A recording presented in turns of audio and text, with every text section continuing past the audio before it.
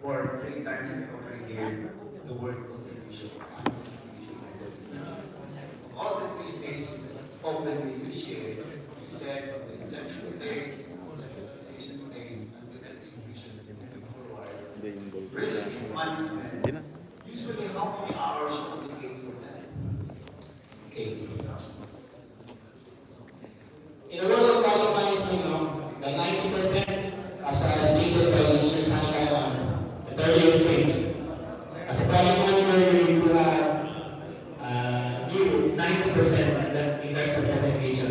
And covering to that is the risk management. Okay? Risk management is always performed to the entire project life cycle of the job. So it means to say, when you address the risk at the early stage of the job, of the project, you need to monitor and control it. Because after the risk is being managed at the first stage until the last stage, there will so-called there's a factors there is risk residual risk, okay, residual risk in the terms of that. So that residual risk you need to manage and maintain. So my answer to that, sir, is you need to do risk management on the entire project life cycle. In the house, it's unmeasurable. Why? Because as a project and engineering manager, you need to manage the risk of the entire project life cycle. Thanks, sir.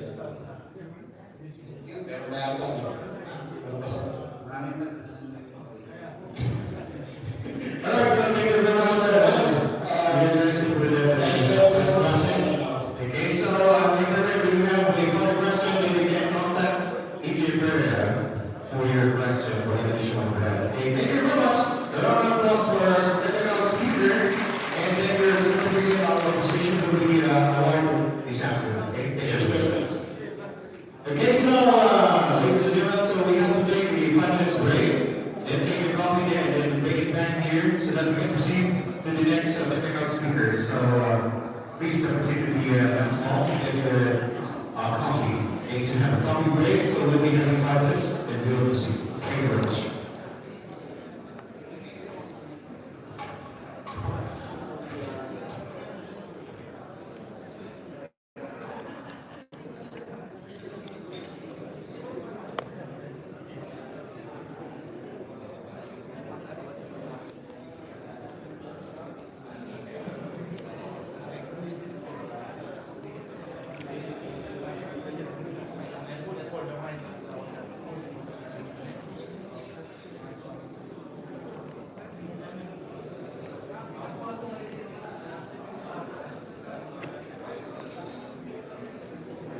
Ay, dito ka lang.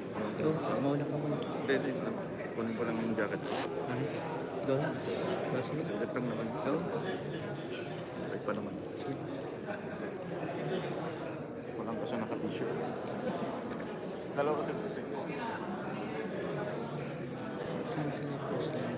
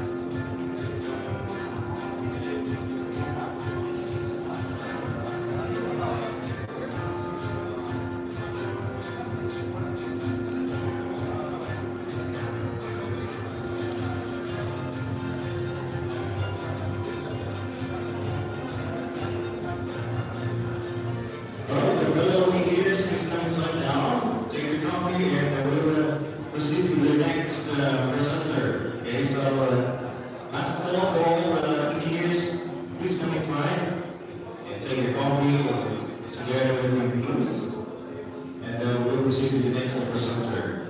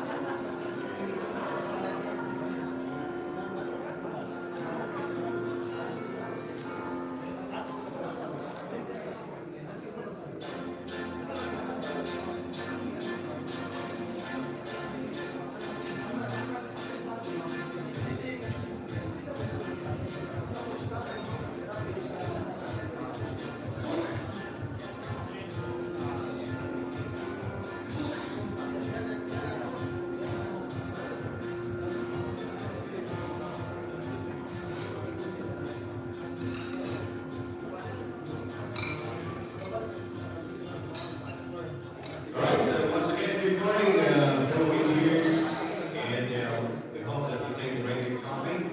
Okay, so for those still outside, please collect your coffee and take it inside, because we will proceed now our technical presentation. Okay. Alright, so once again, we'd like to call the other engineers on site. Please come in now, so that we can proceed to the next presenter. And also would like to acknowledge the presence of our sponsor this time. So thank you very much for sponsoring this event, the World Engineering Day. So I would like to say thank you to Total Base. Without your support, this event would not be possible. Okay, so thank you very much. And also to all the members of the PTC Manama. Okay, thank you very much also for making this event possible. PTC Manama Bahrain, PTC Manama Guard, PTC Manama USA next up, PTC Manama UAE, PTC Manama KSA Riyadh, and PTC Manama KSA Gabon USA, and the rest of the chapters in the Middle East. Yeah, so the Civil Engineers, the Philippines Institute of Civil Engineers, IIE, ISEP, PSME. Okay, thank you very much for attending this historic event of the Philippine Technological Council. Lalo-lalo na yung mga colleagues natin from Philippines. Yeah, I hope that you stay here in Japan. We enjoy staying here in Bahrain. Okay, thank you very much for attending this World Engineering Day in Bahrain. And likewise, to all the secretary of this event, yeah, thank you very much for this wonderful one for making this event possible. Headed by Engineering President. And so without you, sir, without your efforts, this event would not be possible today. Right, thank you very much. And yes, of course, the support of the engineering community. Okay, right. And there we go. So maybe we have to proceed now to the next presenter. Engineer Yul is around. So calling the attention of Engineer Yul. Please raise your hand if ever. Okay, so once again, we'd like to say thank you to Julian Banks. They are here now. So we'd like to acknowledge Mr. Luis Ayadasani. And so he's from the Julian Banks. He's our sponsor. Okay, so no problem, sir. We acknowledge you here today. And then your presentation will be after the presentation. Okay? And also, he is together with Ahmed Abdali. So thank you very much for visiting us here in our event, World Engineering Day. Okay? So, and also, okay, some today is something from different chapters in the Middle East. Okay, from the PTC UAE. What was that? PTC UAE, yeah, headed by Engineer Ness, right? And also from PSME UAE, they are around, together with Engineer Perrier. And also myself, the UAE, and the INE, the Manama. Okay, so thank you very much. And also from Qatar, from Qatar, aside from Engineer Roy. Okay, so maybe they are taking their company. And also from Kuwait, anybody? From Kuwait. And from Chile, Central Region, marami tayong mga Central Region dyan. Okay? And also from the Eastern Region, we have also the Eastern province of Saudi Arabia. Okay, thank you very much for being with us this time. Okay, so alright, so let's proceed to our next presenter. So our next presenter is born in Santa Ana, Manila, currently hailing from Paternos, Metro Manila, married to the former Marcelo Ponceo and gifted with two daughters in his son. How lucky is her? A professional electronics engineer currently working as the contracts and revenue assurance manager for IDT Power Tech and Shabakan KSA. They making his electronics engineering from the Polytechnic University of the Philippines, Manila in 1997. And took his master's in industrial engineering and management from PTC Graduate School, Manila, where he finished all academics and honors in 2002. And graduated his master's in business administration from the University of Southeastern Philippines, Manila in 2020. And currently on his discussion for his PhD in management from the University of Manila, he served the Institute of Electronics Engineers of the Philippines Central Region. I served as the Vice President for Education from 2014 to 2015. Was the former president in the 2016 became as an acting advisor acting president. Hindi maang He has served as the ambassador for the Philippine Council of Engineers and Architects PSA from 2017 to 2018. Kala ko kasi may yung nasayap na. Saudi Council of Engineers and National Assessor and Professional Interview for the Philippines Technological Council. And also awarded as one of the most outstanding electronic engineers from the Institute of Electronics Engineers of the Philippines in 2017.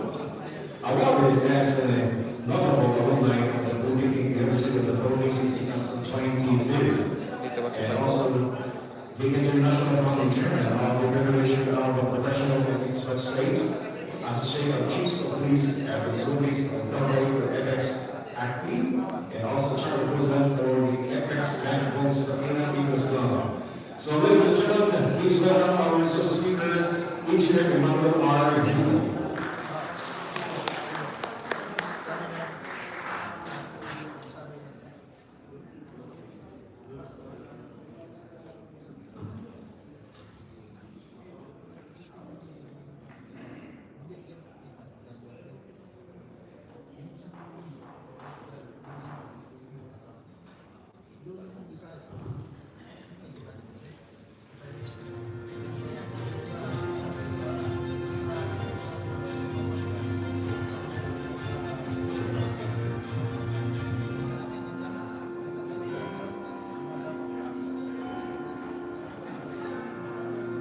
Yun, medyo clear. Nung paningin ko nga kahapon, blurred na blurred eh. Kulang sa tulog talaga eh. Sa sunod, dapat i-release ng barangay. Ano eh. Yes, this one. Actually, kung ano, kung hindi lang natin hinintay si Napol, may sasabayan tayo eh. Yun mga pumunta. Sinabi natin. Nasabi na kasi. Tapos atras na Oo. pa sila. Pag sinabi lang ni Paul,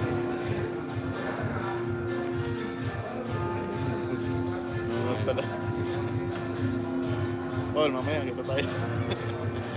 Ay, wala. Tulog yun. Nagising lang umihi kanina nung papasok si misis niya.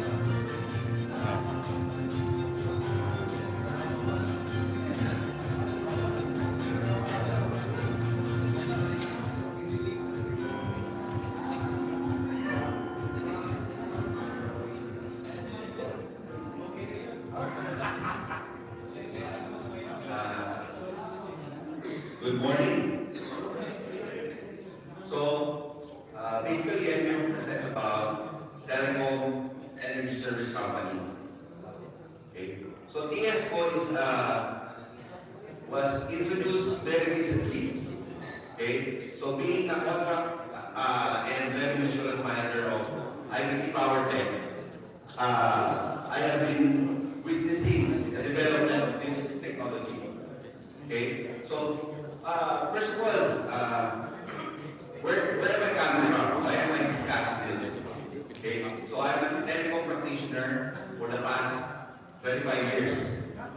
Okay, so I have worked from telecom implementation up to design, and recently, in the past 10 years, I have also been involved in electromechanical. Okay, so basically, the good term in telecommunications. So, part of electromechanical, there is this power service. Okay, so I am hoping in the very near future, I can bring this to the Philippines. Okay, so TSCO is a unique value proposition. Okay, so we are identifying power solutions and then building telecom infrastructure. Okay. So IPT Power Tech asan sila? originated in Lebanon. Nakita ko siya ng Okay. Si So yung dalawa. we are the branch in Saudi Arabia, and currently we are providing for all telecom operators in Saudi Arabia.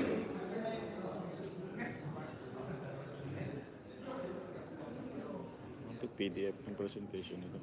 Okay. So from this forecast, as we can see, since 2006, network transformation and there is achieving energy efficiency. So what does this mean? This figure shows that for X number of subscribers, there is corresponding Y amount. Let's say we have 2 million subscribers. We have 25 cents per user. Okay, so being a revenue guy, I was able to see that there's a need for improvement. From here, you can see that the global access against and revenue, we can see the global RPU is declining, leading to shrinking profitability.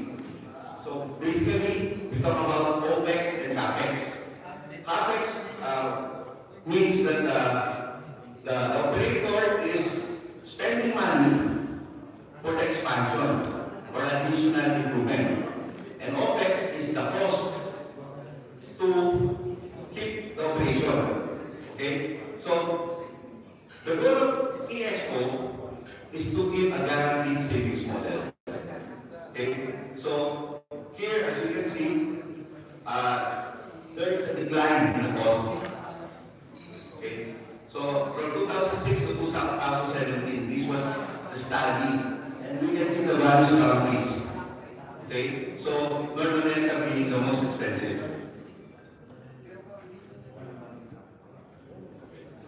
So, this is the forecasted telecom ESCO growth. Okay? So, from 2015 up to 2024,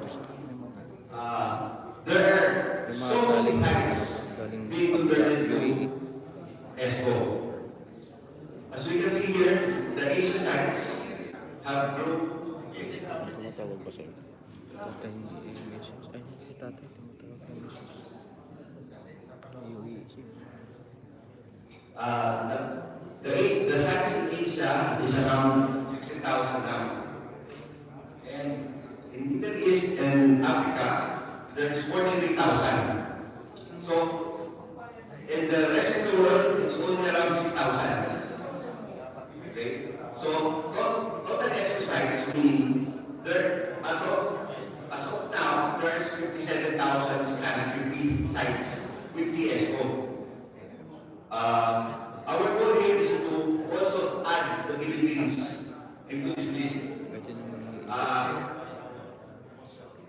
Why is the rest of the world less? Because some of the operators already invest on their own renewable energy source. Okay? But in Asia, there is a chance for energy service provider to still provide, to give and introduce the ESCO solution. Okay? So here, tower exchange. Recently in the Philippines, we have Republic Tower and other tower companies taking over ownership of the cellular sites for the operators. So right now, the mobile operator companies doesn't own the tower now. Okay? So the solution is to also support them by providing a TSO solution. Okay? So hopefully by next year we will also be adding Philippines here. Okay? So globally, the ESCO market, I believe as one of the providers controls 1/6 of the total ESCO in the global market. Okay? So we are the leading. We have more than 10,000 sites. So there's in Africa, Middle East, and even in Southeast Asia, in Myanmar. Okay? So I talked to the top management of IPD, telling them, how come you are investing in Nigeria and in Myanmar, where electricity cost is much lower? In Nigeria, it's $0.07 per kilowatt hour. In Myanmar, it's around $0.09.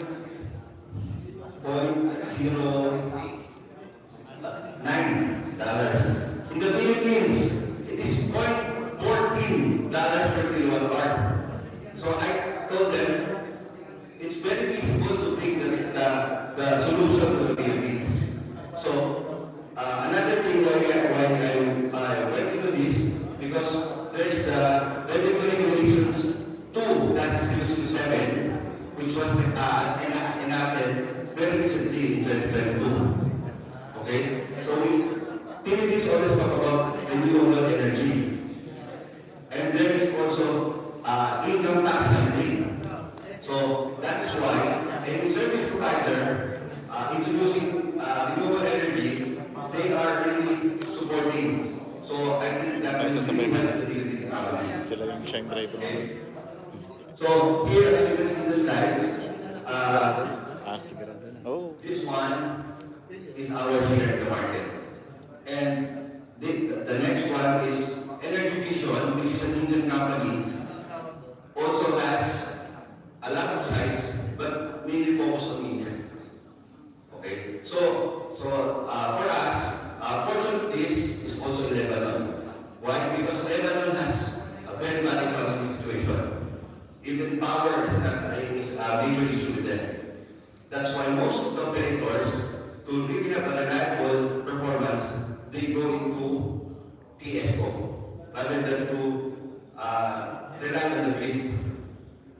Okay.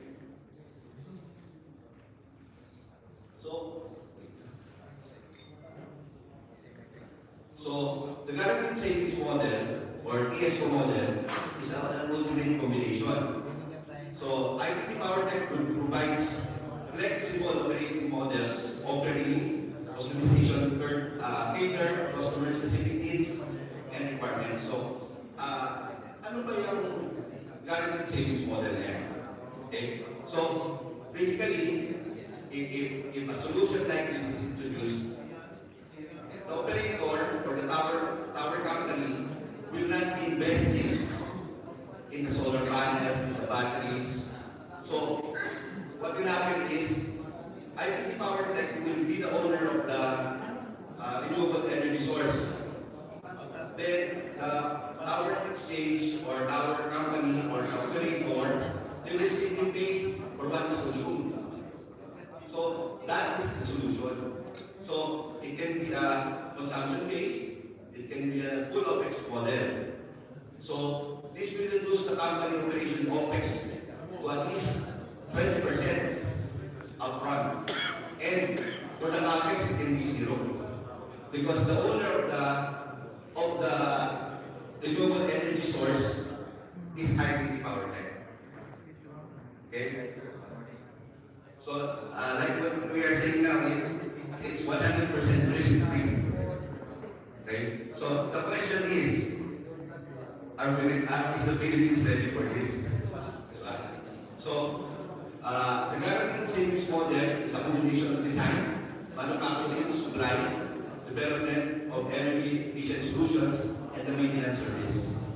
So basically, the advantage of IPT is being a provider of the renewable energy equipment itself, and they also have great R&D for optimizing power. Okay, so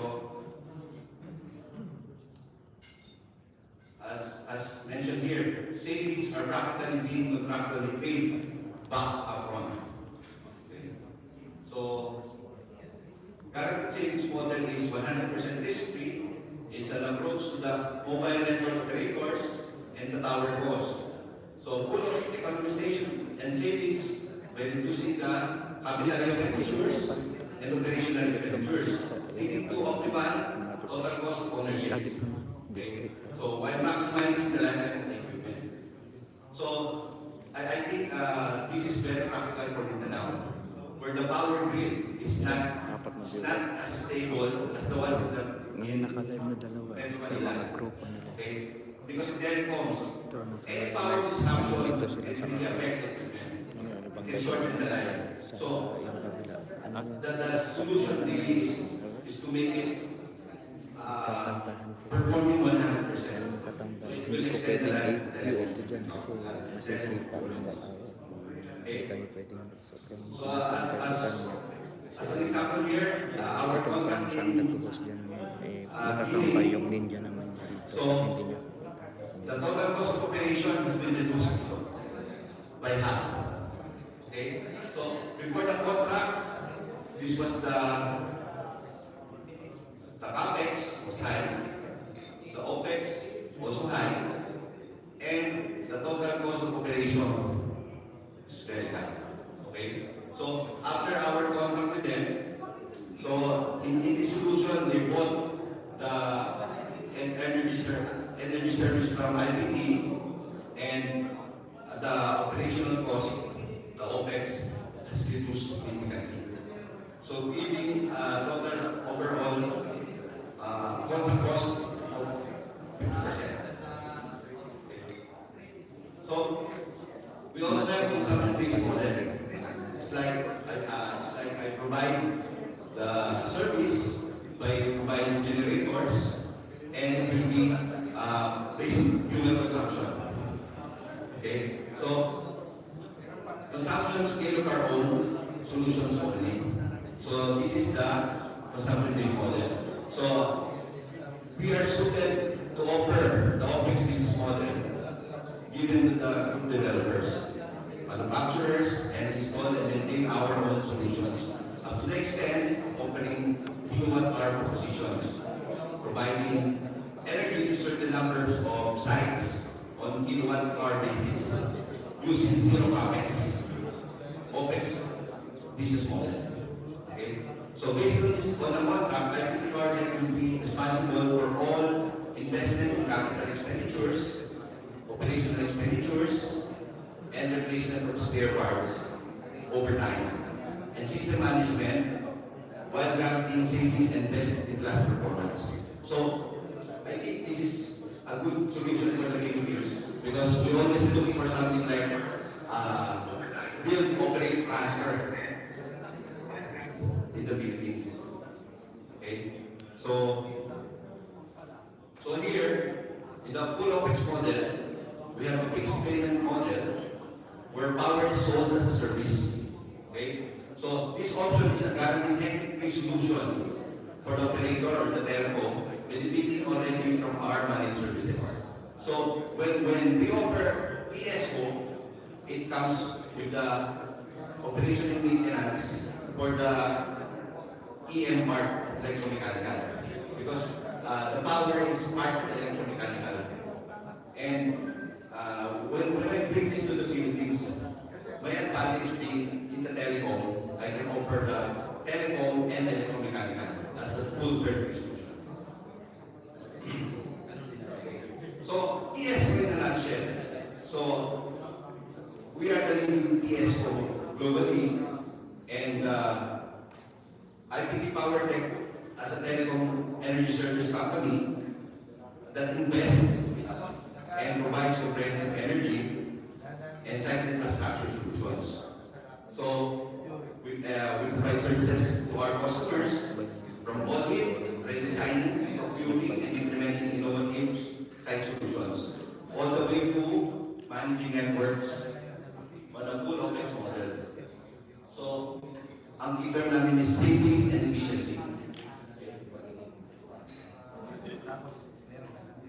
So, pwede rin sa pag-guaranteed savings model. So, going around here, we have the reduction of fuel and consumption in power bills, the mitigating performance risk, achieving yearly energy expenditure savings, and protect the lifetime of the equipment. So, the solution also provides reduction in OpEx, optimization in performance, improved risk management and control, cost control. So, more concentration on the core business. So, we are supporting the telecom operators for more expansion because the electromechanical part is being removed from them. Okay? So far, this is the current expenses for the telecom operator or the tower company. So they have O&M and security, and they have diesel and capex and capex replacement, so which is high. Okay, so the total expenses is around 1,145 million for the operational cost. So this has been reduced. Okay, so like I mentioned, there's a guaranteed 20% savings for the operator. Okay, so this is our reference list. So they cleared our company. We have around 5,000 sites.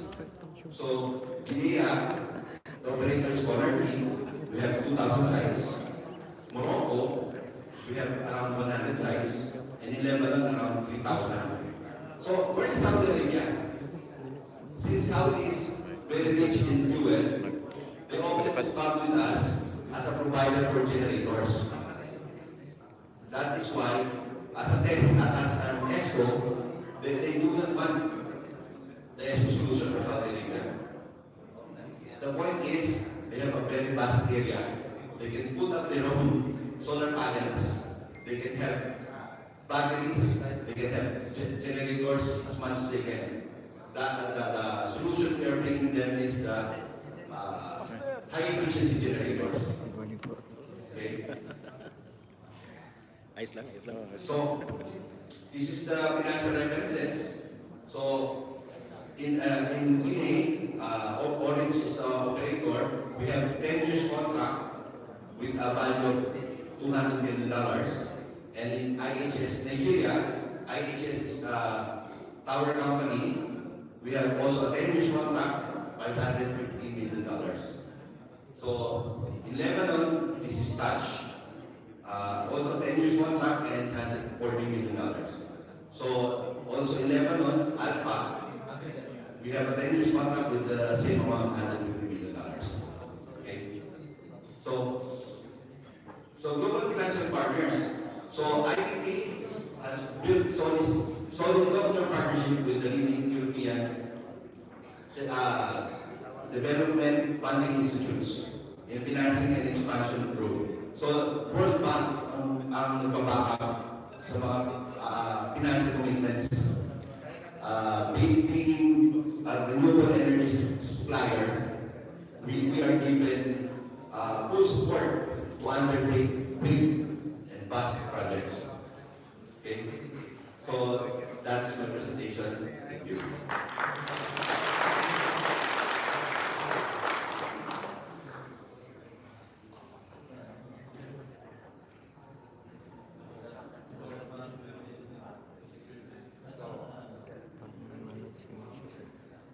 Alright, so thank you very much, Engineer Imo, for that very informative information and presentation to all of us. So we have to cater 3 questions, okay, for Engineer Imo. So anybody would like to raise a question?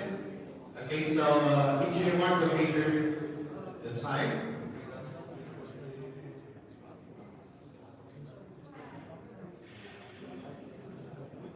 Good morning. Regarding your proposal, it seems that you have this redundancy for telco companies proposing redundancy for the CNE. How would you think that this proposal would cater in times of disaster? Like, of course, in the Philippines, every time we have disaster, we would always have sites that doesn't have power, even if we have redundancy. So if we propose this to the government companies, how are you different from the ones that we have right now? Basically, right now the issue here is the capex. These tower companies and the mobile operators, they provide all these energy solutions from their own capex. Okay, so there's limitations on what they want to spend for this one. IPT being a manufacturer, provider for all the solutions, various products, and also we are backed by the World Bank. So insurance is very high. Okay? So they are guaranteeing this one. And usually we have wind and solar solutions. And as I mentioned, we optimize the power solutions. So aside from this one, we also have what we call is power group, which means in that category, there is a silent generator and battery backup systems. So we don't really rely on the auxiliary equipment only. Okay? So of course, before we deploy, we need to design, survey and design the solution. If it's mostly type of stock area, the solution will be customized for this. So unlike providing, like let's say we have solar panels that are easily damaged. Yes. So I believe before deploying these solutions, they really see to it that the solution is customized for this area. So yung power cube, yun yung isa sa mga solutions natin.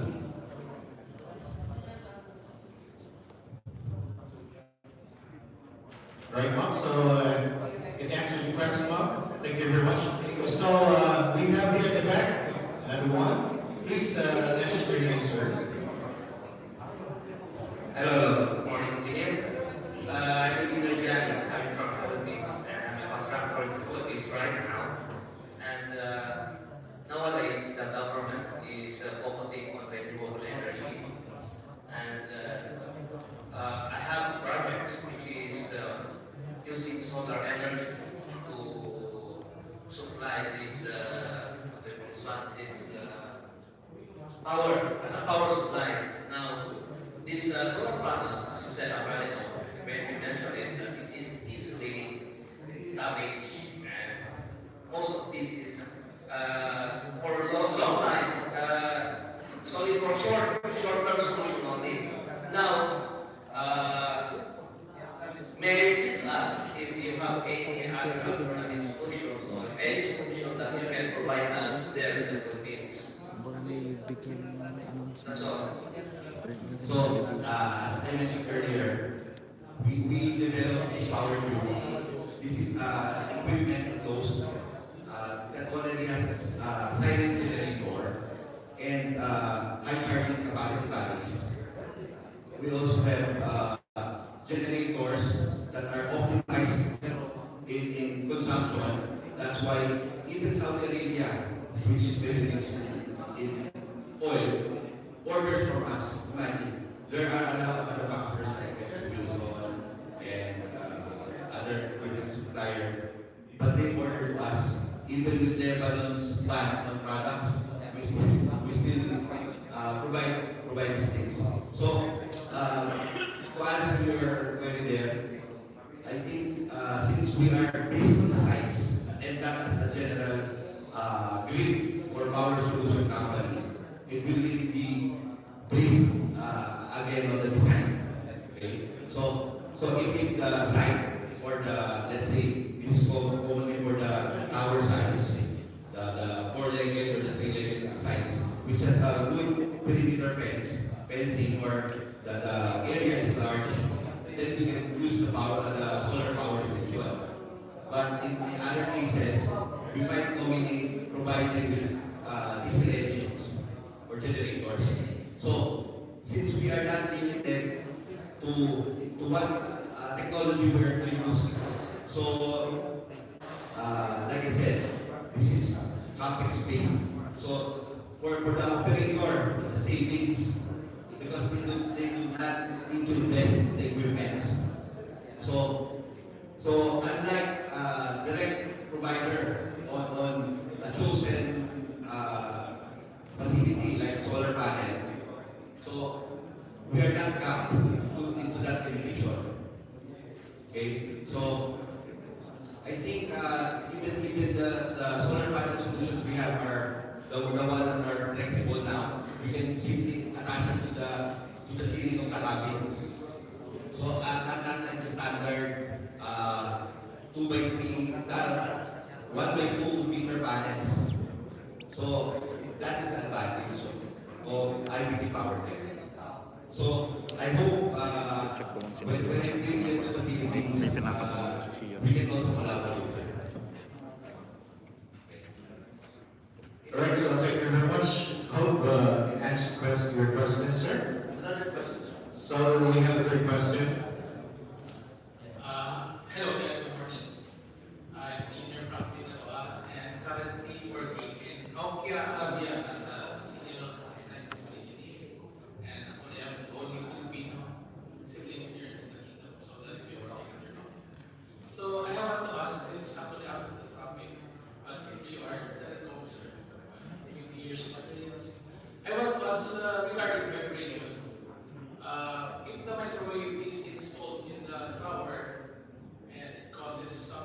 information based on the feedback of microwave rollout team.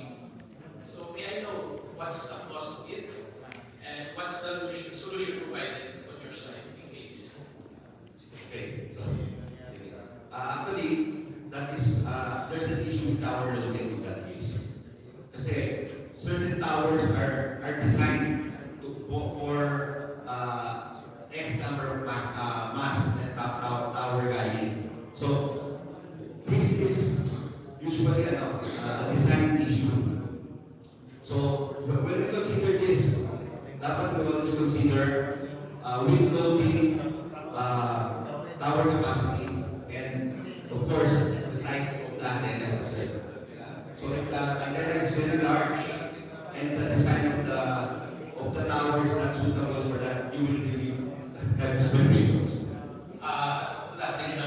Because before we allow to install the equipment, of course, that tower has already a design capacity, and no civil engineer will allow overloading of the tower. Of course, we all know that. But really, if that kind of issue occurs, it's unfair to the engineers like me. Why? Because they keep on issuing the tower has vibration issue, in which if you're going to check the loading, obviously it doesn't consume 100% of the design load, it's 50% or 40%. So maybe there's another issue caused by it, or only one side of face is just a design loading. Actually, sir, in telecoms naman kasi it's always 70-30. When we consider design, you cannot really have 100% when you have capacity design. Okay? So, the problem is maybe the tower was designed not for this type of loading, or the solution now is different. So, before we have 3 pack antennas, now it's mostly a dome. Okay? So yung tower loading ang impact yung balus sa dome. So, again, as a telecom practitioner, siyempre yung sa amin is the design consideration. Kaya lang, sometimes the solution is not available for that. Okay? So, from the civil point of view, mahirap pangunahan yung side na yun. Last thing, sir, I have to clear the civil point of view. Because I'm a civil engineer, I will not allow any other profession to create an issue of vibration, which is not true. Actually, when we investigate the tower, we check the civil procedure, the alignment, of course, it's nothing. When we check there's no vibration at all. I mean, whatever the term it is, wala. Kasi obviously the tower is not loaded. It's only at least 40% 50 reality bites yun. And when we check, the problem is the mounting itself. On the telecom side, the guys that roll out the RNS engineers, of course, they don't have enough bolt to tighten the mount. That's why from time to time, it's because of ionization, the microwave is creating like that. And it's really give me an upset because they created an issue of vibration, which is not true. The problem is that the implementation of an issue, the guys are not really skilled, or they just simply want to finish the job. So lately, I make an escalation that do not use the word vibration because it's a mortal sin. So make your job better, or I will kick you out. So I will kick the bottom out. That's it. Thank you. Alright, so thank you very much for simply the interdisciplinary situations. Alright, so we have the last question from DJ Crisis, sir. Go ahead.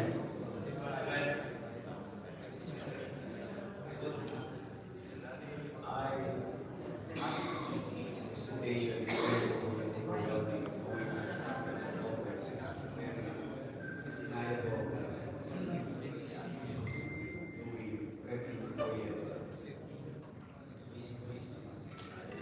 Usually, in their observation, the realization of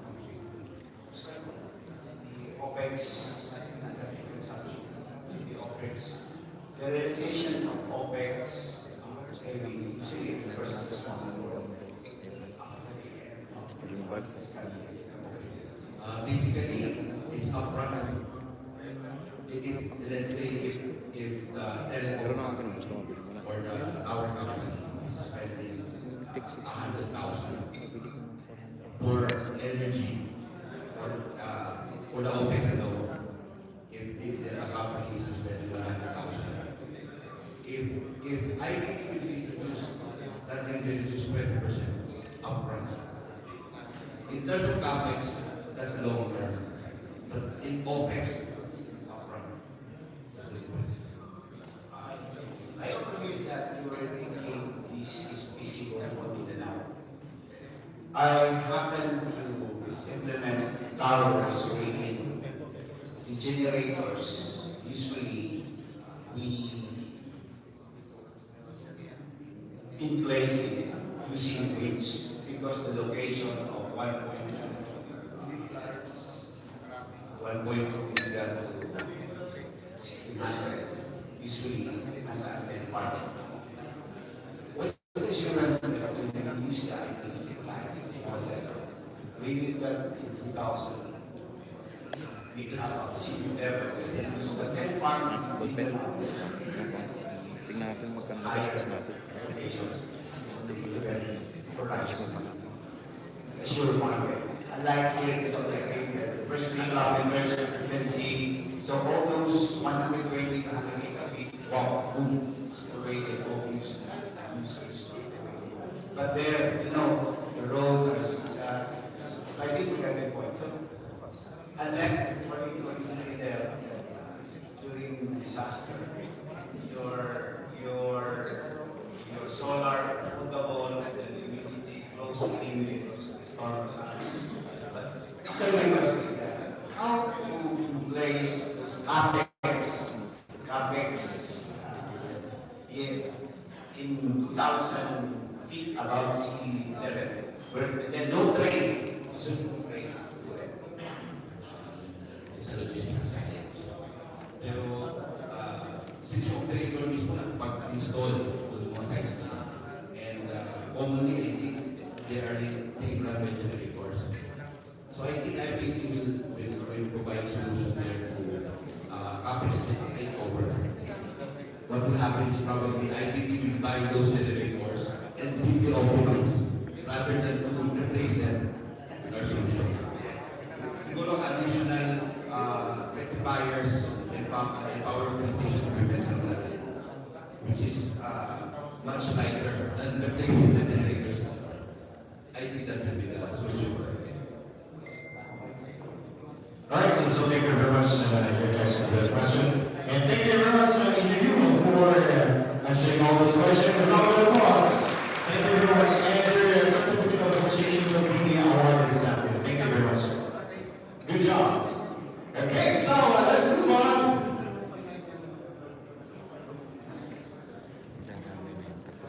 So, are you still awake, ladies and gentlemen? Or, well, anyway, yan, medyo malapit na po tayo dyan. So, here, without them, this technical presentations and our celebration for the World Engineer will not possible without our sponsor. Okay? So, we give a time slot for them now. So, when we go on, the Regional Sales Manager, Jutan, Middle East, India, and Africa, chemical engineer from Mumbai, University of India. He has worked in the paint of coating industry in the region for more than 20 years, and Malaysia has been advised the world's leading architects and designers on their projects across the globe. So please welcome our sponsor, Malaysia, I Design, the Regional Sales Manager, and he's accompanied by his beautiful colleague. So there you go. She is an architect, regional specifications manager of children, Middle East, India, and Africa. So there you go on her beautiful colleague, Abel. 21.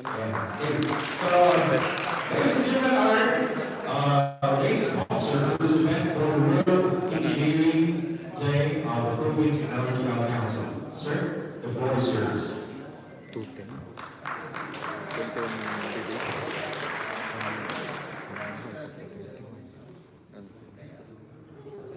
hindi yata. 120. No. Kasi binigyan ko siya ng 20. Yung 20 reals. Tapos magpapasok dito. Sala ko 20 video. 200 yun na yung isa. Tapos may supply ka doon.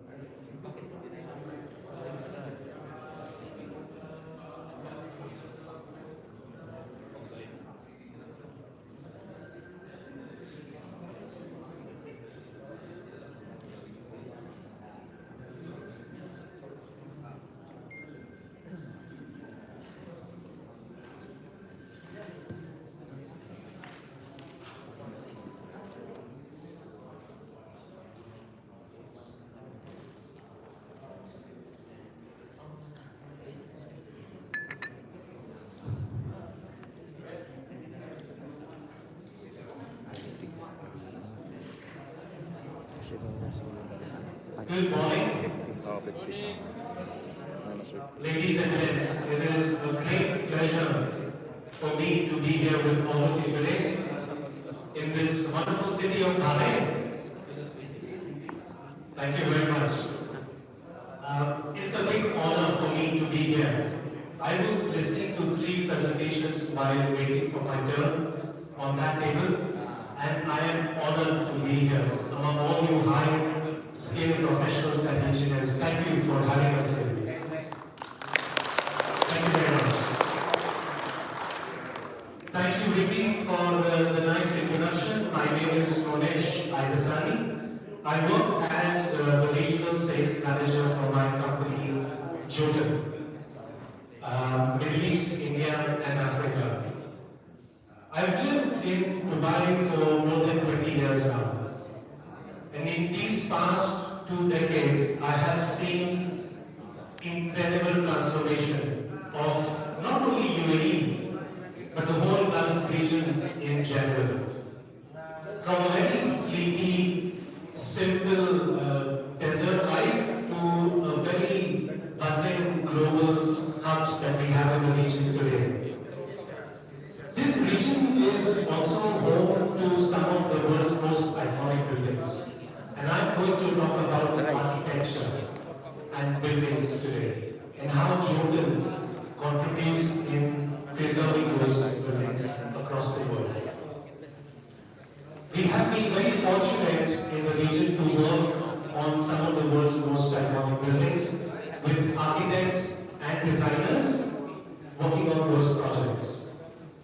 So we have the understanding and the experience to know the role and the impact a paint film can have in preserving these architectural landmarks.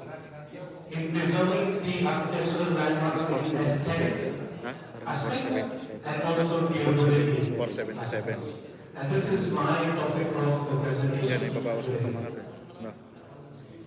Okay, so let's start by asking the question, what makes a Kaya ibabawas ko building to sa truly iconic? original mo. Now, every iconic building has a groundbreaking technology or a game-changing technology at the heart of it. Sa Thai.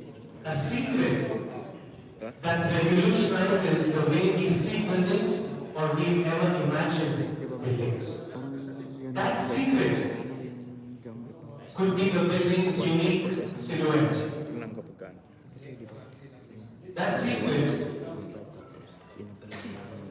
could be the simplicity in design of the building. It could be the sensational symmetry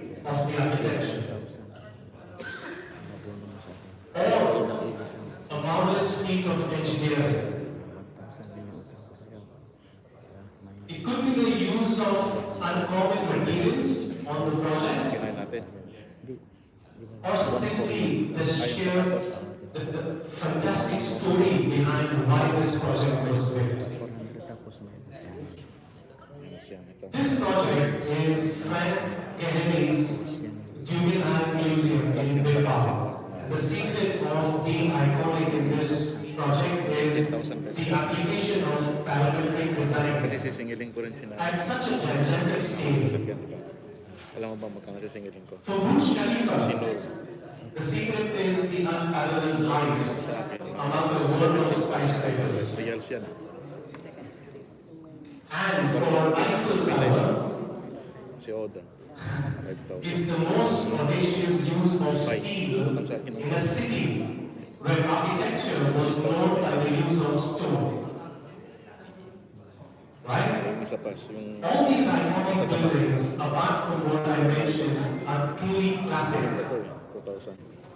because they look great. Isang Even after years, decades, since an 2000. Eiffel Tower more than a century still looks great.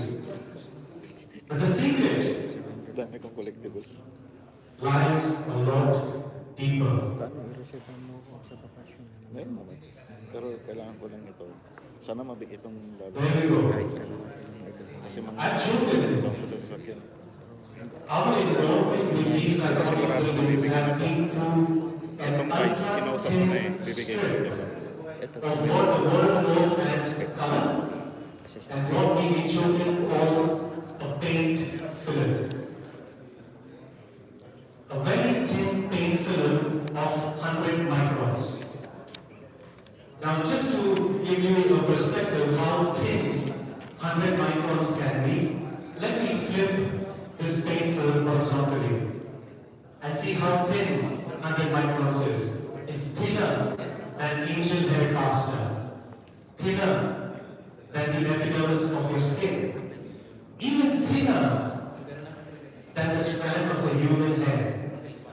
Now imagine this thin yet smart paint film is packed with power and technology and has been protecting all these structures over years, decades, and centuries. Now you may ask me, what about a scenario where we don't have this paint film? What will happen if there is no paint on structures? So, this ship would travel 30% slower. Oops, sorry. Okay, so this ship would travel 30% slower because of the fouling on the hull. It would also consume a lot more fuel. The concrete on this bridge would corrode and cause catastrophic human disaster if not protected by a paint film.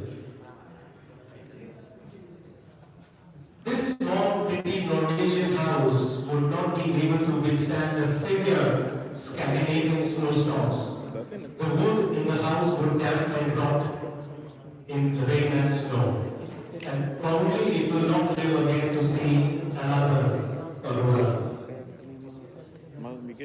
The building here would degrade in a very short span of time because of the high ultraviolet light, if not protected by this thin paint film.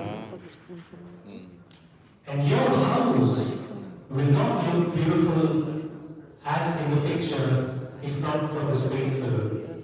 You would not be able to change the colors of your house as often as you would like to. So this tiny paint film is a very smart technology. What goes into making this paint film? Let's have a look. So it takes the finest hand-picked raw materials to make a paint film. And these raw materials can be divided into 4 key ingredients. The first one is a polymer. That's the first ingredient we use in making paint. And polymer is nothing but a very large organic molecule. And polymer gives the paint its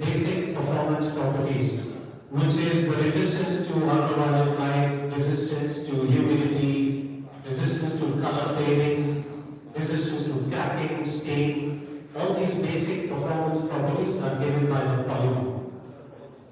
The polymer also acts as a glue in binding all the other ingredients together in the paint. It's also called a binder.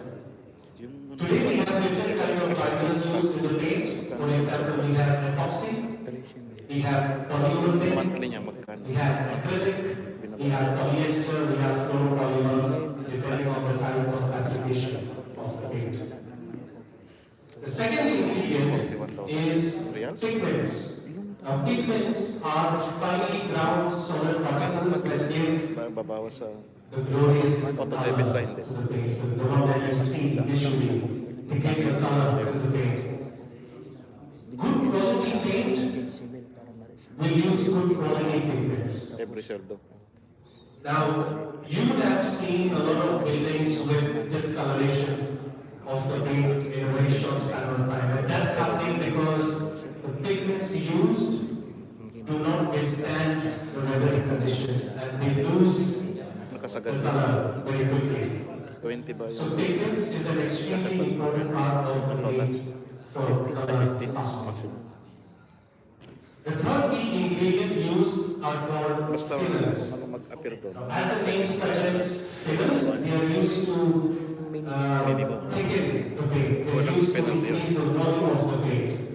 They are also used to reduce the cost of the paint and make it more affordable without losing the value of the paint. Some of the fillers used are like calcium carbonate. And the fourth key ingredient here is what we call additives. Okay, looks like I'm going to struggle with the animation here. Let me try again. Okay, there you go. Additives are added to the paint in very tiny amounts. And they are responsible for giving the last zing to the paint. So, for example, if you want an antibacterial or antifungal paint, we add antibacterial, antifungal additive. If you want a matte finish on your paint, we add matting additive. That's what additives do in the paint.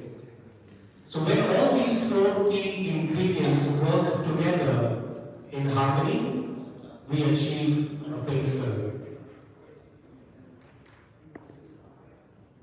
Okay, I'm going to try physically moving the slides from my laptop if it happens again. So the job of a paint chemist is actually to choose the right four ingredients and get the perfect combination of these main ingredients to form the best paint. Sounds simple, right? It's not the way I said it. It's very, very complicated, very extensive procedure in making a paint film. So we learned about what goes into a paint film. Let's see how a paint film is made. And that we start by asking the question, what do we need from a paint? Where is the paint going to be applied? Is it going to be applied interior of the building or the exterior of the building? If it's interior of the building, is it going to be applied in wet areas? For example, bathrooms, toilets, kitchens, above the false ceiling where you have condensation from the AC? Or is it going to be applied in dry areas? If it's applied on the exterior, what kind of weather is around in the building? For example, a building in Southeast Asia where it is a tropical climate and a building in Middle East would have different paint requirements for obvious reasons. The other questions asked could be, where is the paint going to be applied? On what surface? Is it steel? Is it aluminium? Is it concrete? Is it wood? Or is it gypsum? So you see the factors that go behind choosing the right ingredients, choosing the right paint system are many.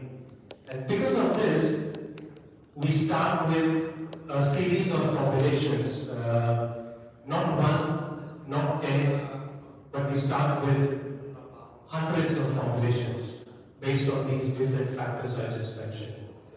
And then we narrow down these 100 formulations to about 10 or 12, and finally again narrow down to one formulation which is the best paint system based on the requirement. But it seems to be working better from my laptop, so I'll have to stay here. But this procedure of narrowing down is not so easy, it's extensive, it takes a long time. Why? Because we have to test each and every formulation, all these 100 formulations. And the first step of testing is when we call the painters who actually test our paint. And these are blind tests, they don't know what they are testing. We have their unbiased feedback, and we record the feedback. And we ask questions to the painters, what was good about the paint? What was not so good about the paint? What do they like to see more of in the paint? What do they like to see less of in the paint? A lot of times, depending on the feedback from the painters, we have to modify the formulation. A lot of times, we have to start from the drawing board again. So we are back to square one. This is why I said it's not so easy. The whole process could take up to 2 years. After the painter testing, we don't stop there. We go on to test the panels in natural weathering conditions. So every factory where we produce paints, we have a testing ground where we expose the formulations and we test them in natural weather. We test them for the resistance to UV light, humidity, salt, discoloration, and many other aspects. For exterior paints, we have to expose the panels for at least 2 years, which means we have to expose them for 2 summers in the Middle East. Again, it's a very time-consuming process. After the exposure to natural weathering conditions, that's not enough. We have to certify these products by a third-party institute, right? We being the supplier, we claim it's a good product, fantastic, but to add credibility to our products, we have to go out and test it at different organizations who will stamp our product. And we test according to standards ISO, ASTM, AAMA, American, European, and even Southeast Asian standards. So finally, we finished the testing, which took about 2 to 4 years. Are we ready to launch the paint? Not yet. Because what formulations we tested were all made in the lab. A small quantity of paint, which is about 50 to 100 liters. That's not enough. We have to scale up in the factory to produce 500 to 1,000 liters of paint and again send it across the painters to test. Why? Consistency is extremely important.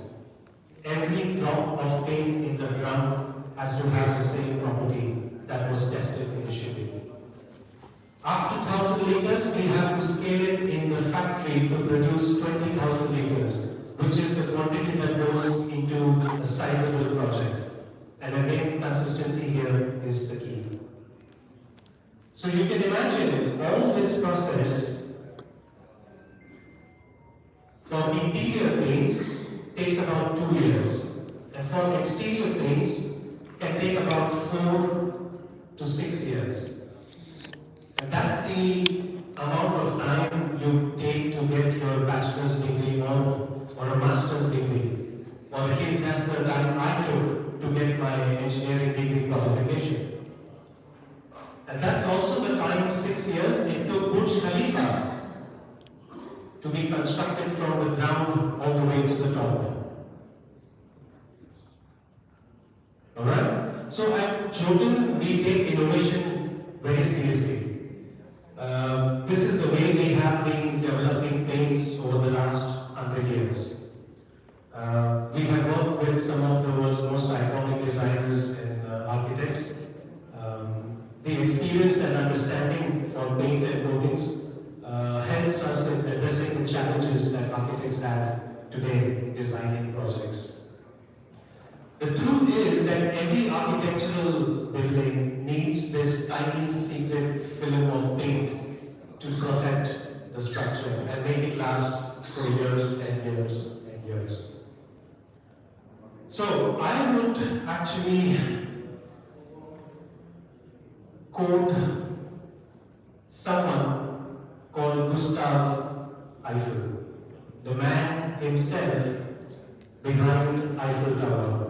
And he said, we will most likely never realize the full importance of painting the Eiffel Tower. That it is the essential element in the conservation of metal works, and more meticulous the paint job, the longer the tower shall endure. And that's a great statement coming from Mr. Eiffel himself on the importance of paint on the tower. And I'm very proud to say that we have been a part of the history by supplying paints to protect the most iconic structure in the world. Thank you. Thank you very much. And now let me take you on a mini world tour. And for that, I would like to invite my colleague Aman to join me on stage here.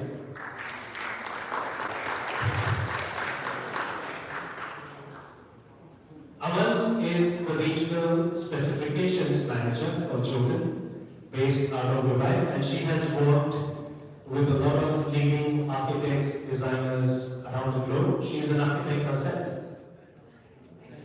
Hey everyone, good morning. Good morning. How are you? Good. How many architects do you have in the room? That's None. all engineers. One. Civil engineers? Yay! And I see ladies, amazing. Right, 5 engineers maybe? Yeah? Right, it's the World Engineering Day. I like the title you guys chose for this event. It's actually amazing to be among you. As Manish mentioned, we feel privileged to have the time to present next to the amazing people. We've been listening to 3 presentations, and we are just amazed the amount of work that you guys do all over the region and maybe the world. This is such a pleasure to be among you today. Thank you for having us.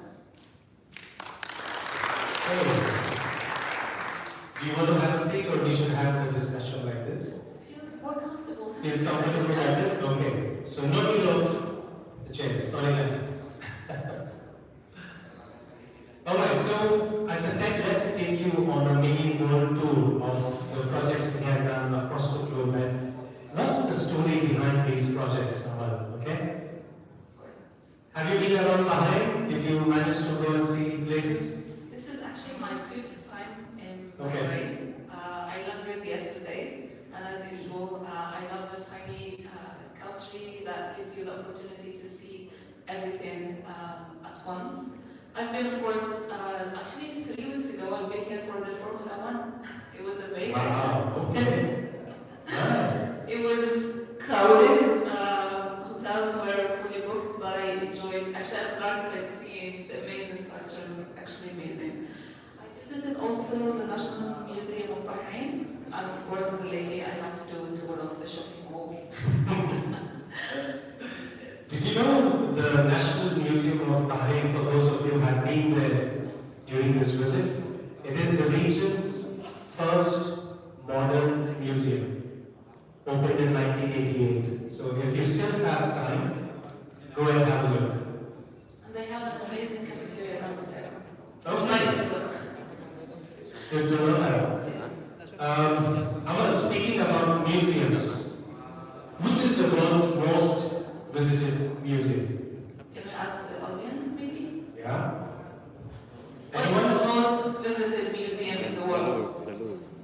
Dalog. Paris. Paris, Dalog.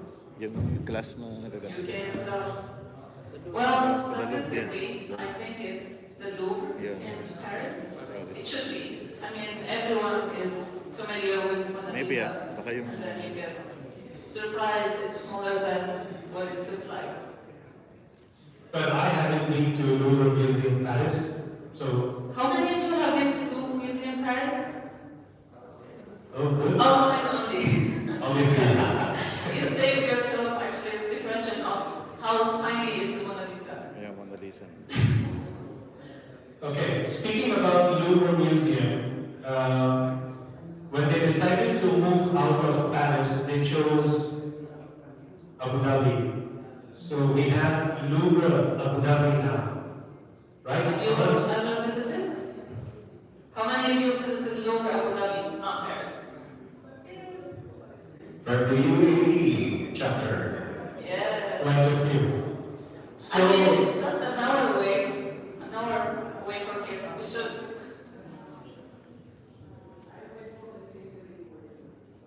Oh, amazing. Tenderly.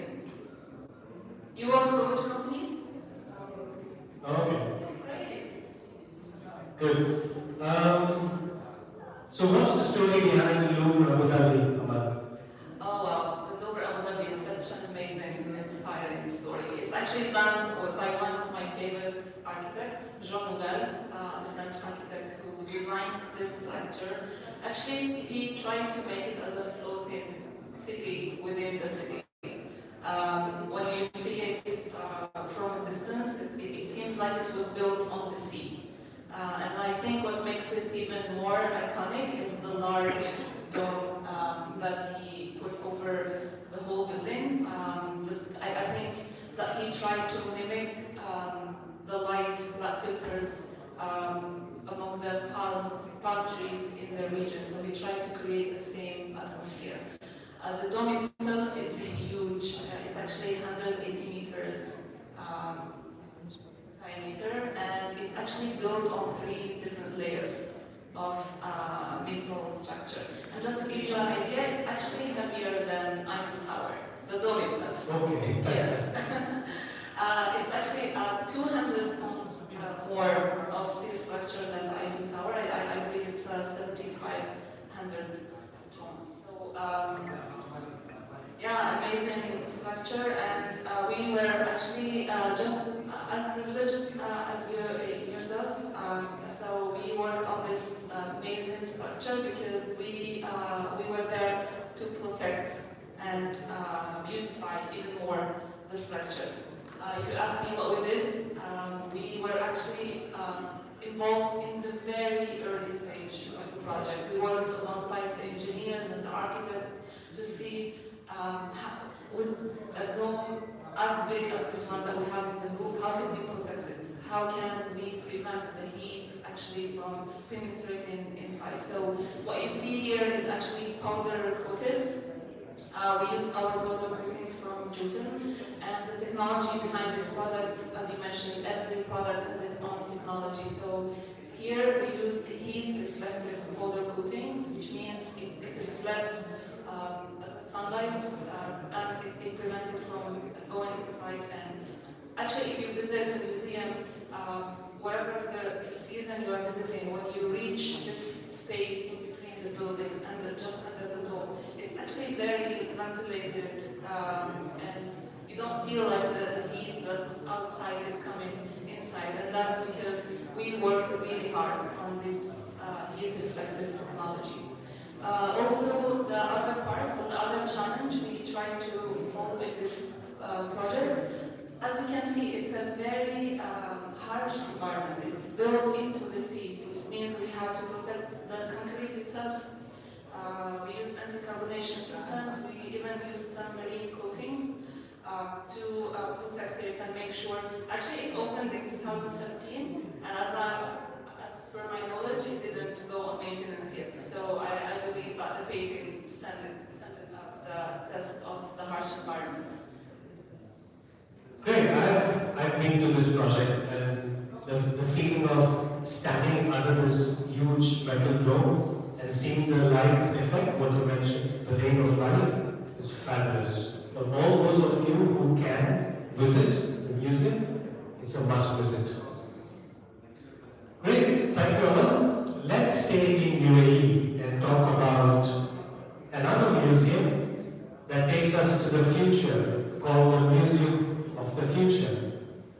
Again, amazing structure. I think this is a first in the world that we have a museum, not to look into the past, but to try and imagine what would the future look like.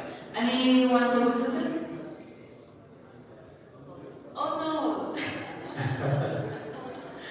I think this event should be next in UAE. What are the places here? Yes, sometimes we see that at the website only. Yeah, let's have the next engineering day in UAE so we can visit this amazing structure. It's the Museum of the Future. Oh my god, it's a wow. Yeah, it's our pleasure. Yes. Philippines. I would be honored. I've never visited the Philippines. Would you invite me? Me too.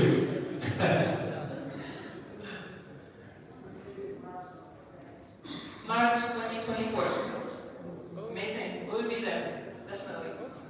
I know it's a paradise on earth. The nature is just mesmerizing. Great. Yeah, you visit our beaches, not that beach, not beaches, beach resort. Okay, so that will be next year, March of next year, 2024. It's a one whole month of March. So we'll have exhibition in SMX, Convention Center. Okay. Yeah. Then we have a plan for March 2024. It's noted in my diary. Thank you. Thank you. So what's the special thing about this, who designed this project? I think everything about this project is special, right? Do you agree with me that it's a very special project? Civil engineers, what do you guys think when you see this challenging structure? Actually, it was designed by a South African architect, so I'm a proud African architect here. Shankila was chosen to design this amazing structure. And what you see here, can you see the Arabic calligraphy on the facade? Do you know what is it? What does it say? No? Do you know Manish? Yes. Can you tell us? Okay. So the Arabic calligraphy is based on a poem written by the ruler Sheikh Muhammad. So those are actually the poem written by him. Yes, describing how he wants the future and how he envisions for Dubai to be the city of the future. Now, if you visit the city, you can feel it, that it's a city that always pushes the standards and wants to be always a step ahead. The museum came as, I would say, a symbol for the spirit of the city itself. I believe Shankila, when he designed this amazing structure, he wanted to put a structure that would tell us this is what we know about the future and what we can make, but also he left this amazing space in the middle to say that there are things that we don't know about the future. So the story is really inspiring, and it says that if you want an amazing future, the best thing we can do is to make it. Yeah. We were also fortunate to work on this amazing structure right in the beginning with Shankila's firm. We contributed a lot. If you go, the parkings, the floor coatings are from Jupiter, but the amazing contribution for us is when you enter to this wide space, very beautiful space. Everywhere you look, it's painted by Jupiter. So we used some of our most beautiful paints inside the museum. So please, if you visit, remember us. Everywhere you go, the white is coming from us. Did you know this building is now officially the world's most beautiful building? Yeah. It's amazing. Sir, we have some question on the mind. Should we visit the primary debates? Before that, we'd like to question Is she single? Just kidding. No, just kidding. That is not part of the question. So, we have a guy here that they have a question with regards to the private paints. So maybe you want to clarify. Okay. Should we take questions now or later? Yes, maybe, yeah, later. After the presentation, we can. Later is okay? Sure. Thank you so much. Maybe 5 minutes more. That's it. So let's stay in UAE again, and this is a project that gave Dubai the global attention that it really deserves. Oh yes, this project. Do you recognize the project? Yes? Expo, yes. It was Expo 2020, but due to COVID, it opened its doors in 2021. And as an architect, I adore this project because you can consider it actually like the hub of star architects. When you visit the site, every pavilion is designed by some of the most amazing architects around the world. What you see here is the transportation pavilion done by Foster & Partners. We were again privileged to work with this amazing firms on every pavilion and on the master plan itself. So the master plan was done by Hopkins, and it was built to be a LEED certified project. So it's one of its kind, like a project, greenfield, built from scratch, especially for this event, and then it had to be as green and sustainable as possible. So it was a completely different standard for us. We worked not only, if you visited Expo, the central space is a dome. We actually worked and made a specific or special paint for this dome that had to look like a golden, that has to have this golden effect. And then we also contributed to every pavilion with floor coatings, interior and exterior paints. And of course, as the sustainability was a concern, we had also to make sure that every product we used was labeled green, had the minimum impact on the environment. And now it's not Expo 2020 anymore, it's actually District 20. Yeah. So unlike any other expo in the world, they didn't destroy it, it stayed. Actually some of the most iconic pavilions stayed till today, and it's called District 20 in Dubai. So if you visit, it's an amazing, I would say, site to go and just get inspired. Great, thank you, Aman. Let's move to the neighboring country, Saudi Arabia. What's happening there? I think we have a lot of people here who work in Saudi. How many of you came from Saudi? Oh wow! Amazing! What's happening there? Grand Prix. Grand Prix. Amazing! Yes, actually the country is going through tremendous change, social change, economic change, and we keep hearing new projects probably every week, or maybe every day, right? Yes. I visit Riyadh and Jeddah a lot as part of the regional specification job, and every time we go, there is something new popping up. And I need to share this frustration about Riyadh because this is one of the most or the largest cities in the world. And right now, because it's almost under construction, so the traffic there is huge. You can stay in your car probably for, I don't know, do you guys live in Riyadh? Yeah? How do you deal with the traffic? Sleeping. Well, good news, because of the large scale of the city and the traffic problems, we have a metro line, not only one line, there are actually 6 lines of the metro coming to Riyadh really soon. It's almost completed, and did you know that the Riyadh metro has almost 85 stations? 85 stations. Some of them are truly iconic, designed by some of the amazing architects of the world. Do you recognize this station? Yes. It's in KFD. Do you know who designed it? I heard some people say. Not myself.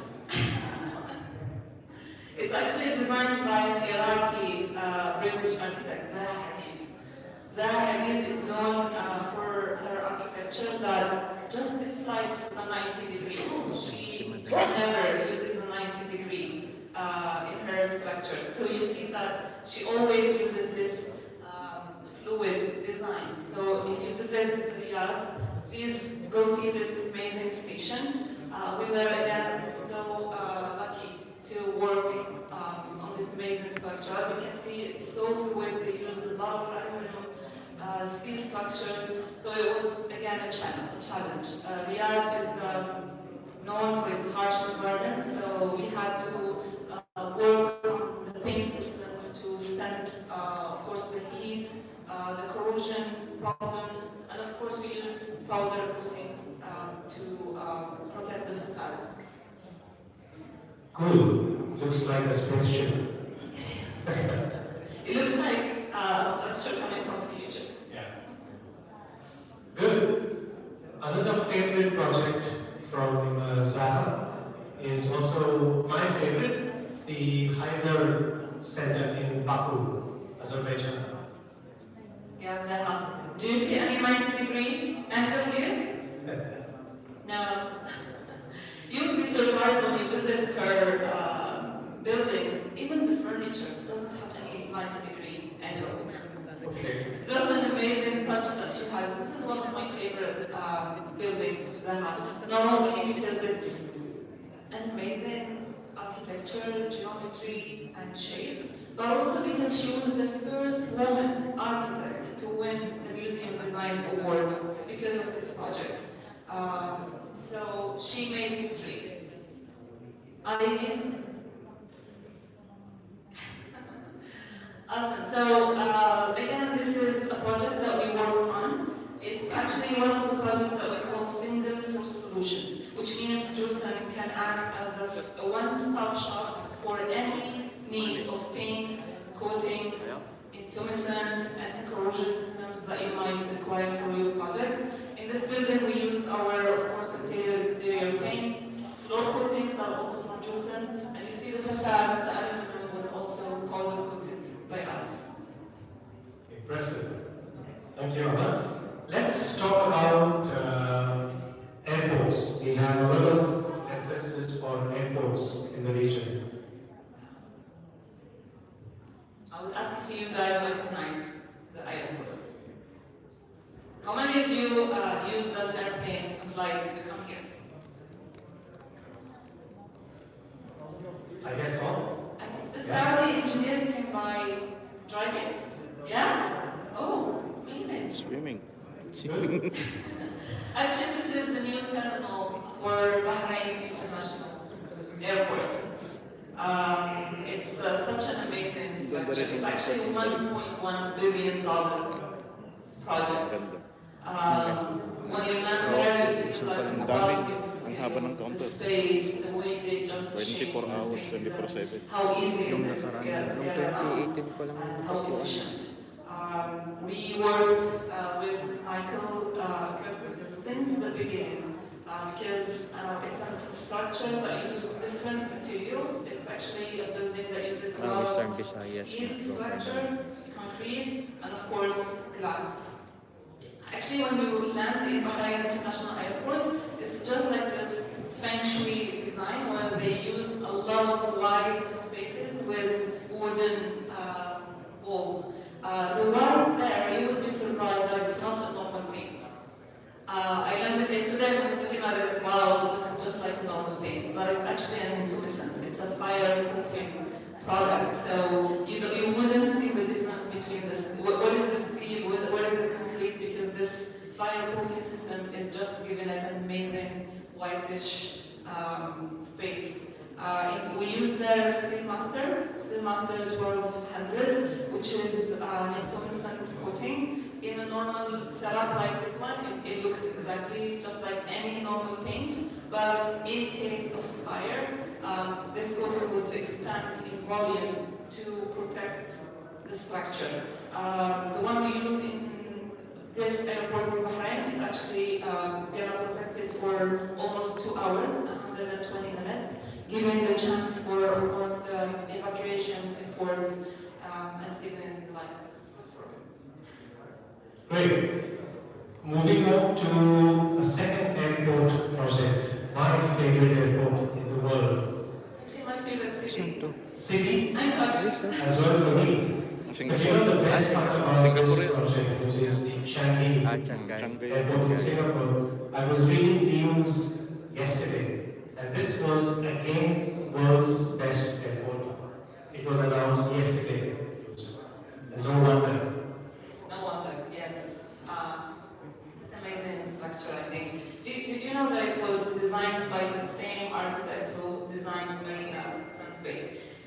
This iconic three buildings connected with a boat-shaped structure. It was actually the same architect. Because I think Singapore did not want you to wait till you reach the city to see an iconic building. They wanted to amaze you like right away after landing in the airport. I think it's an amazing, not only because it has the largest interior waterfall structure, it's actually 40 meters, but also it has 5-story building that acts like an interior garden. So you feel like you are inside the nature while in an airport. So no wonder it's of course it's the best airport in the world. And if you see what we worked on, again, it's a Jotun project as well. So we worked as a single source solution supplier. You can see here the roof is actually around 9,000 glass-shaped diamond-shaped glass that covers the whole of the airport. And we used our powder coatings to protect this and make sure it would stand the time and of course the humidity and the tropical weather. Great, thank you, Aman. Let's move on to some super tall buildings. I'm a big fan of skyscrapers. I love tall buildings. What do we have in skyscrapers? Oh yeah, tall buildings, a huge story. I love this slide because it shows you the 20 tallest buildings in the world, right? The ones in beige are actually the buildings that we as Jotun contributed to. 13, if you count Malaysia's Kuala Lumpur Twin Towers as one tower, or 14 towers are actually coated by Jotun. Burj Khalifa, of course, is known as the highest right now, the highest building in the world, but we have Jeddah Tower. If it continues, I don't know, it's on hold. Maybe if they continue building, we will reach the 1 kilometer tall skyscraper. But also, yeah, the single source solution had an amazing impact on these buildings. We tried to work on every single building to give it the protection it deserves. It's such an iconic and very expensive structure to just like paint it with normal coatings. So Burj Khalifa, for example, that you see here is a single source solution. Means that Jotun was the one-stop shop for all the paints, including the floor coatings, if you've been to Dubai Mall or Burj Khalifa, for the parkings, interior and exterior paints, and of course the aluminum and the facade. We have also used the intumescent and anti-corrosion systems on this building. But did you know that we have two very tall buildings come into the list soon? Yes. Awesome, yes. Actually, Asia is competing really hard when it comes to tall buildings. We have a new project every now and then. Let me tell you about the first project. Do you guys recognize it?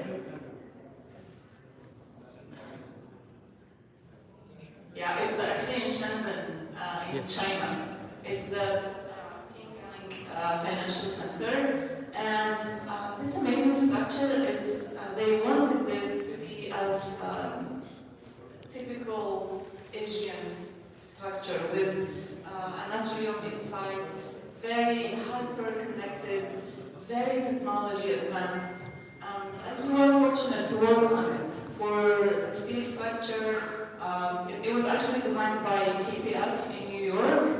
We were fortunate to work with right in the beginning to, you know that for example for the fire engineering or fire intumescent, we have to be involved right in the concept design because we need to know the structure, what goes into that, the sections. So we would know. Actually, I would have fire engineering lab in the UK, where we send all the plans right in the beginning, the AutoCAD files, sending them these files to decide what thickness should go where. So when you visit the structure, it looks like a normal paint, but a lot of hard work goes into it. This is an example of that. We contributed to the fire intumescent, of course, the powder coating facade and interior paints. Good. And I guess there is one more skyscraper? Yes, always in Asia. Yes, this is an amazing structure. I love the story behind it. It was designed by an Australian architect. So when he shaped the structure as a diamond-shaped or diamond shapes all together, he wanted to reflect on the diversity of the Malaysian people coming from different ethnicity groups. He wanted to build something that would symbolize one structure but with different components. It's actually meant to be done by the end of 2023, hopefully. We worked on this project to supply, of course, powder coatings, floor coatings for the parkings, anti-carbonation, and hopefully interior paint and exterior as well. Great. Thank you very much. Another aspect that I forgot to mention about this one, because it was such hard work to work on a building that's very big, very tall. At the same time, it's aiming for platinum LEED certification. So to work on such a structure that wants to be so green, so sustainable was a lot of work. We had to develop products that are zero VOC and that have like the minimum impact on the environment. Control all like the chain, supply chain. Make sure that our factories and operations also comply with the LEED points. Do you know how many points do you need to get a platinum LEED certification? 100. 80, yeah, 80. Small fun fact, Jordan can contribute up to 8 points of LEED into the LEED certification process. Good. So this is our story, ladies and gents. All the iconic buildings that you see existing or even in the future will need this tiny little secret of paint filler that I spoke earlier.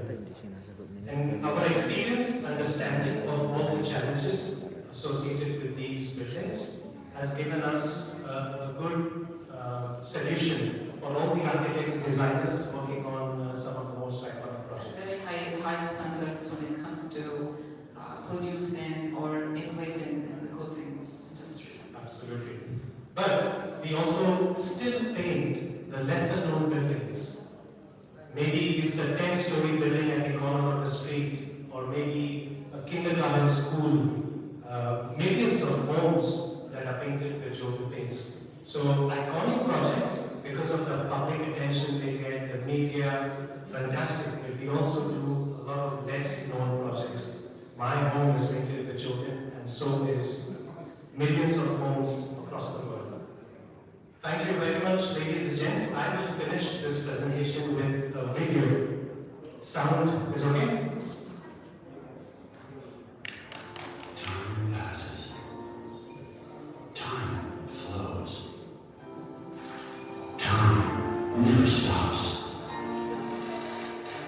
But what if we could change that? Erase the traces of the past. Heal the wounds. Reverse the destruction. Let history, nature,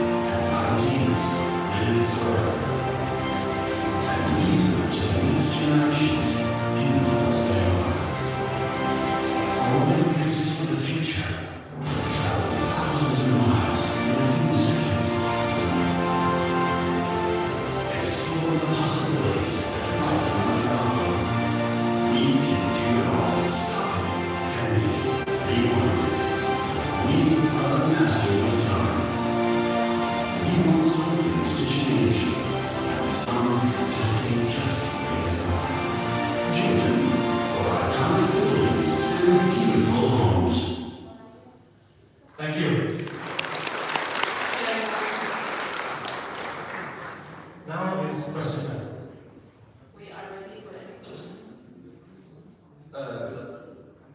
For the legal presentation. My name is Marco. I'm working as a reliability engineer as a maintenance provider at one club in Dubai, Saudi Arabia. I have a question related in this particular subject, related to truck. And I'm working in a particular corrosive environment, corrosive process on that kind of requirement. And during my reliability center in condition-based maintenance, I observed some of our processing, some of our assets has detrimental premature failure on its coating, okay, which the intended functions of this coating was already damaged, and it affects the integrity of our liability and the downtime as well. And my question is, what is the protective coating that you can recommend to extend the life and intended function of the coating to our asset, which is more resistant to the previously implemented paint system, already established paint system during constructions? These steel structures are galvanized steel, you say? Yeah, some of the structures is galvanized, some of processing equipment and pipings are coated by I see what you mean. based on the paint system before, and we want some innovative solutions to extend this For maintenance. Right. Actually, you're asking a question that takes almost a week of work. What we do usually for anti-corrosion systems is that we work based on an international standard called ISO 12944. This is a standard that teaches you, or actually helps you to classify first the environment. We have environments from C0 to CX, extreme, and I would assume that the Jubail, the MAM, provides like the desert and the sea, so it would be a CX environment. And then once we classify the environment, we go into the details of the substrate itself. What's the nature of the substrate? Is it steel, galvanized steel? What's been there? It's been painted with what exactly? And then we decide on the maintenance process. How should we clean? Should we clean, remove the coatings, or paint over it? After, of course, stamping. Then we decide on which system of anti-corrosion systems we have. We have up to 7 systems. It depends. Actually, it can vary from epoxy-based, rich in zinc-based coatings. So we have to go on an inspection on site, fill the checklist, and then we decide which system should go on this substrate and for which thickness for every part of the structure. Thank you, but I'm talking about friendly using product that anyone can apply, because we want to minimize the utilization of resources. Means to say, in every reactive maintenance, we can apply it. Anyone can apply. Without having a surface preparation to make sure that it will practice on surface. Good question.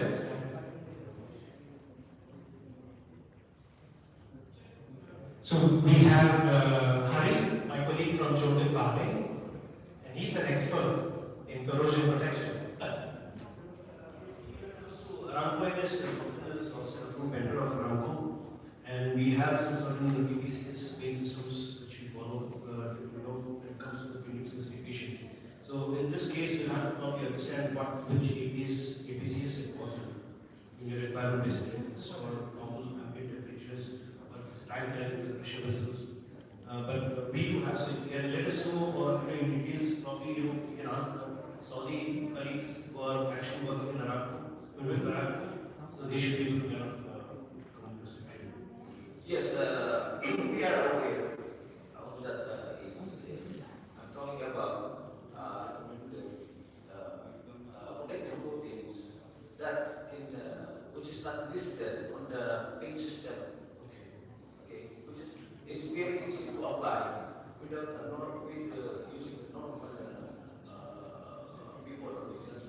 Yeah, my mentioned, like, we have paint systems which we follow the ISO 19444 standard.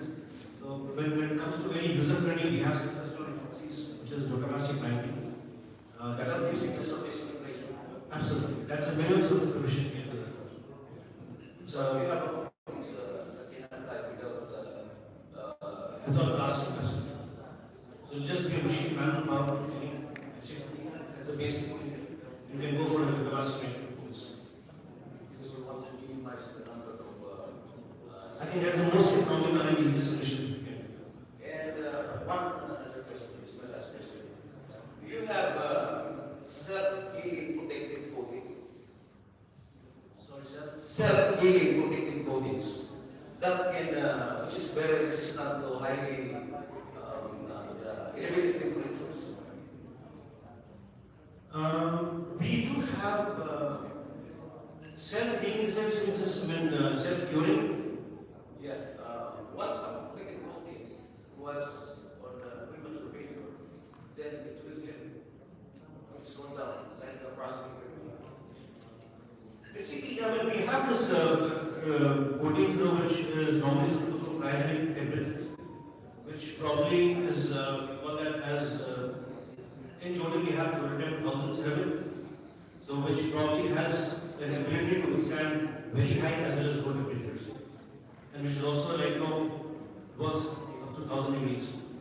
That's Because normally, some of our fire, some of our partners, some of the protective coatings will develop. This is we follow the correct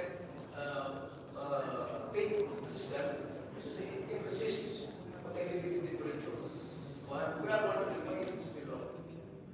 so basically this coating has it can work up to maximum 1000 degrees minus 196 degrees. So this could be, and this is also very surface tolerant. Yes, I know, but the hot spot, the hot spot is only 500 degrees centigrade, but it will stop. And we are looking for some innovative solution that can be to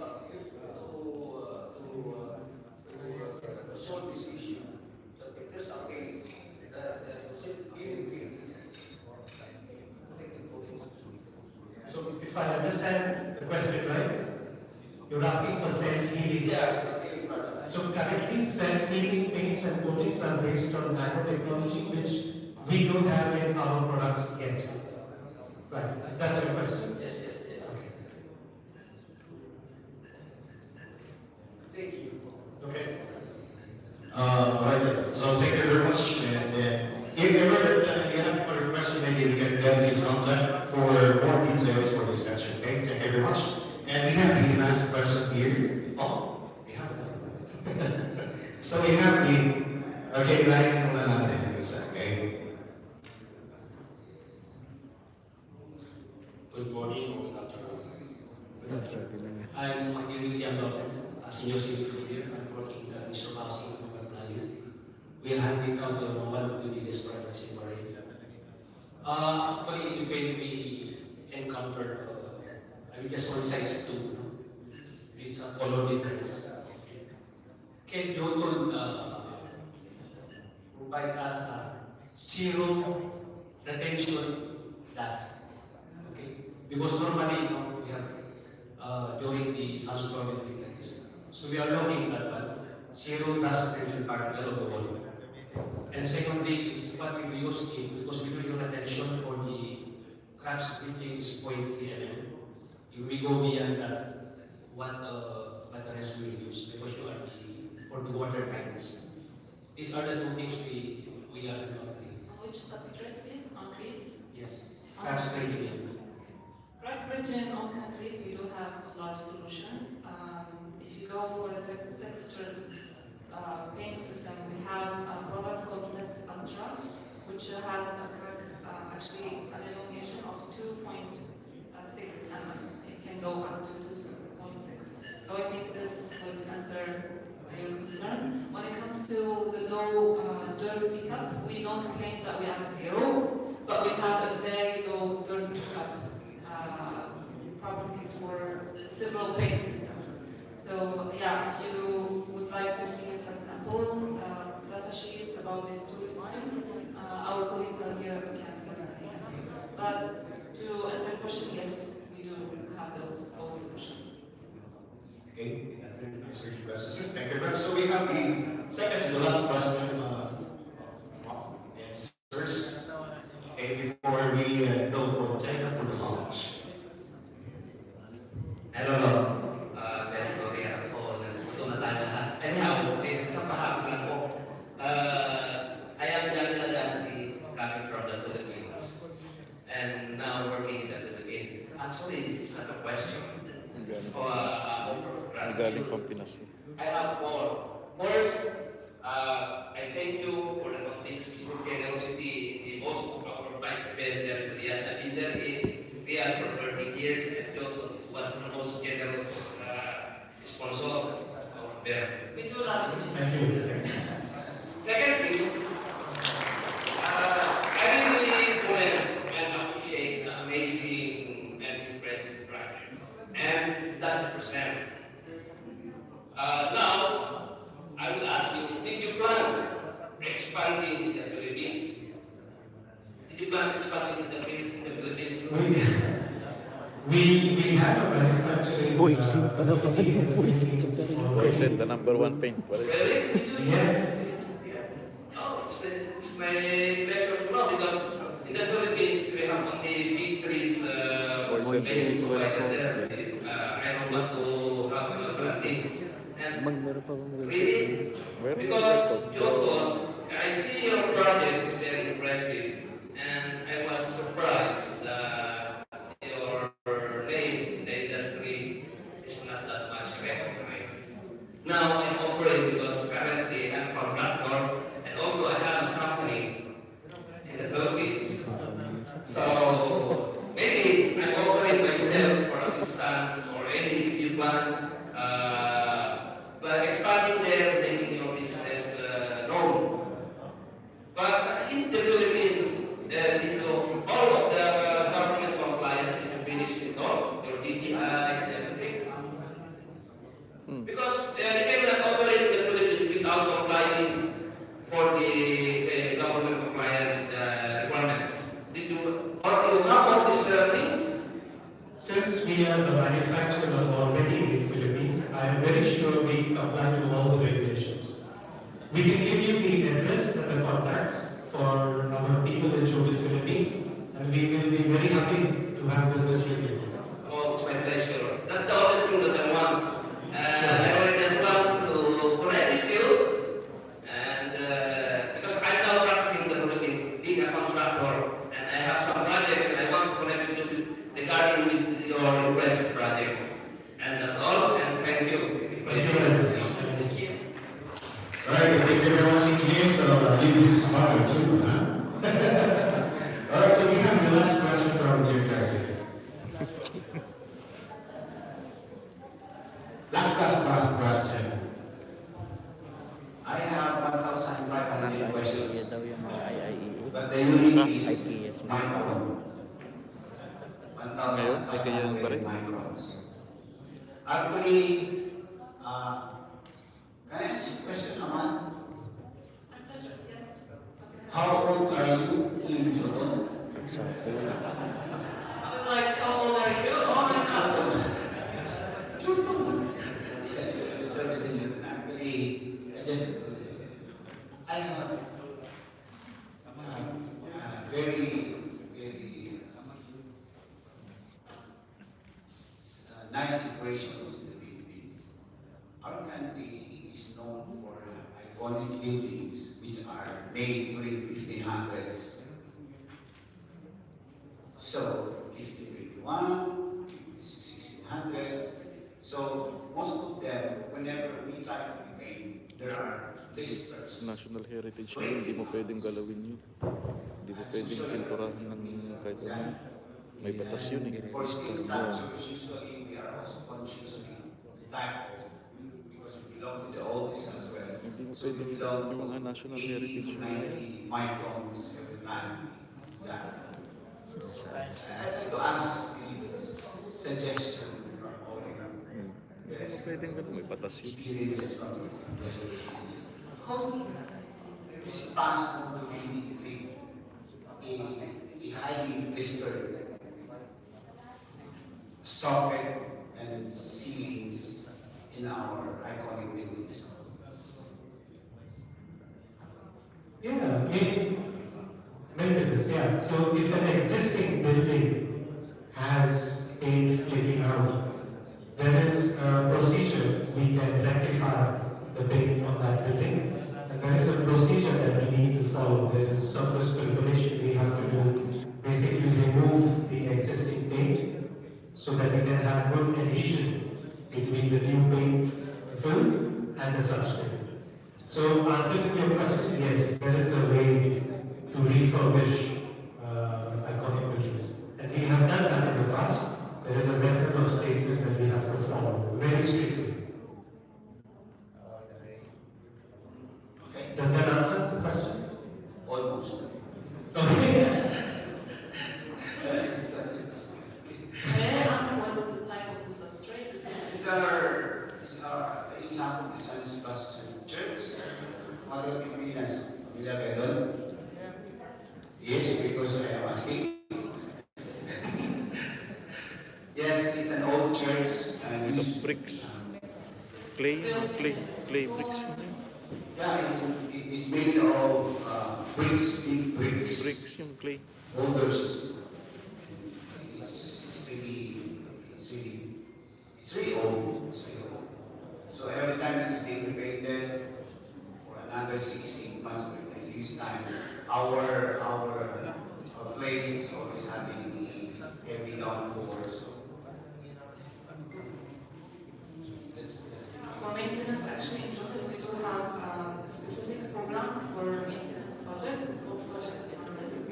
When we have a procedure, I would say, in the process of how to deal with maintenance projects, especially when it comes to historical value buildings. There is an extensive, I would say, process to decide which stone, what went into the formulation of the plaster itself, what was the paint that was applied before, and then based on those information we decide on the procedure. Like, is it possible to remove and repaint, or maybe just clean it and paint over it? And sometimes the problems go beyond paint. The plaster itself needs sometimes maybe a change. Yeah. okay, that's my kids are very, very, very good at home. So it's already painted completely. Then at any times there are baking and there's sometimes putting what we call masking tape, scotch tape. And once it's being pulled out, the paint is being carried out. Believe me, they are not the only kids who do that. Okay, yeah, including my I'm saying is that it happened to us that the moment we repaint, we cannot easily use the same color, or we cannot match the old color that has been especially as new, let's say, for the last 2 weeks. How did you go about that? Matching colors is actually one of our strengths because it's machine tendering, which means actually a program software decides on which pigments go which quantities. So for chosen products, we do match our colors in a very good way. When it comes to scratching, writing on them, I would advise you with high washability paint. Usually it comes with a resistance to the cleaning effect and to the we do have, I'm not sure if in the Philippines we do have the same product assortment. We do. We have decorative and protective, yeah. But we do have products that you would apply and you would be happy with the results. They can write whatever they want, scratch it, it wouldn't come out. And even if it happens, you go to any jolted cutter, they can match the exact color. And you can apply it for maintenance and it wouldn't look different. Okay, I'm happy now. The only thing I would suggest is rather than repainting the part which has come off, you don't do that, you paint the whole wall so that you don't see the patches between old and new. So you don't do the patch up, you do the whole wall. That's right, that's correct. Because that is becoming very heavy on our part because he has an experience that once It has to be repainted all over again because of our problem of color matching. The color will match, the difference will be between the old and the new. That's visible, but the color will match. Okay, thank you, Manish. Thank you, sir. Alright, so thank you very much, Architect Apple and Solution, the rest of the guys and children. Please stay on stage and we'll move on to the presentation of this kind of conversation. So we will call on Engineer Brad, please on the stage, and also Engineer Robbie, please join us on the stage, and also Engineer Grassic for giving this kind of conversation to our sponsor, children. And the kind of conversation will be read by Engineer Grace for awarding this back.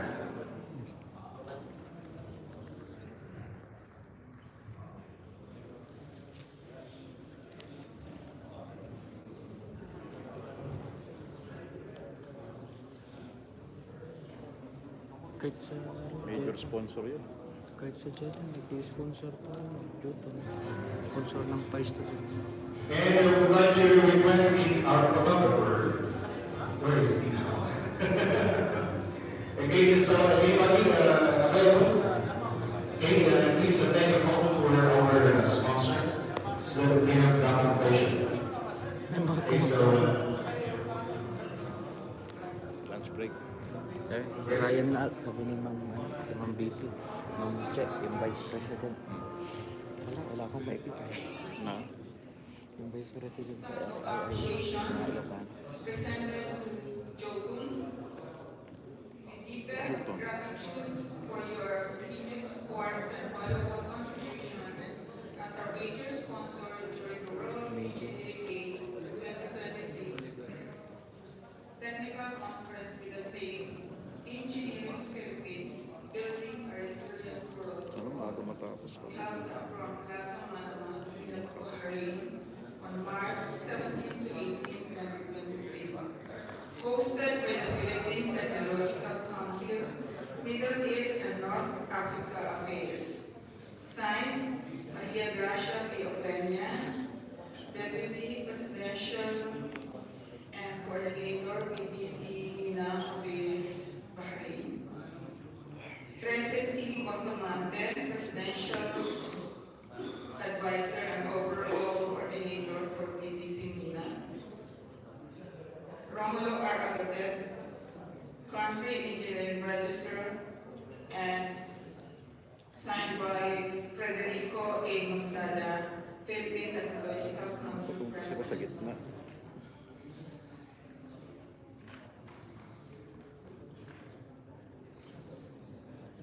ladies and gentlemen, round of applause for our sponsor. Thank you very much.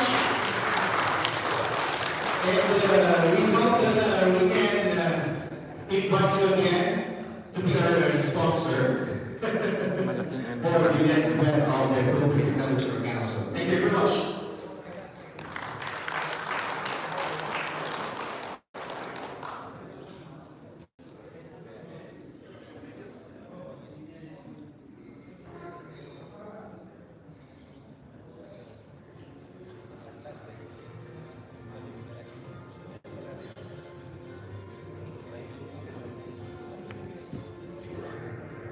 Thank you very much. Once again, children, thanks. And now this is the most awaited part.